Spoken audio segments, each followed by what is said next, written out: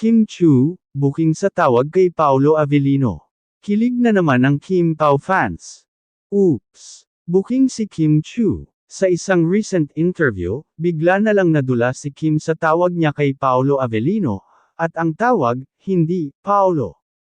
Habang masayang nagkukwento tungkol sa isang behind-the-scenes moment, hindi naiwasan ni Kim na mas ambot ang isang term of endearment, na agad ikinagulat ng mga host at fans. Kasi ay, secret na lang. Sabay tawa at takip sa bibig si Kim, halatang nabuking at nahiya. Agad itong naging viral sa social media, lalo na sa X, Twitter, kung saan trending ang hashtag #KimPautawagan reveal. May ilan pang netizens na sinabing, "Bae, love, o, babe," ang narinig nila. Hindi ito ang unang pagkakataon na nadula si Kim pagdating kay Paolo.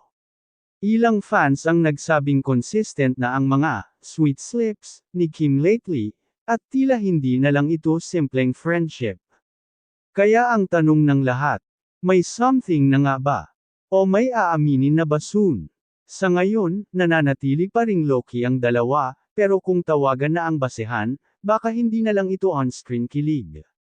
Abangan ang susunod na booking moment ni Kim at Paolo, dito lang sa Celebrity Hub, ang inyong ultimate source ng legit, trending, at kilig showbiz updates.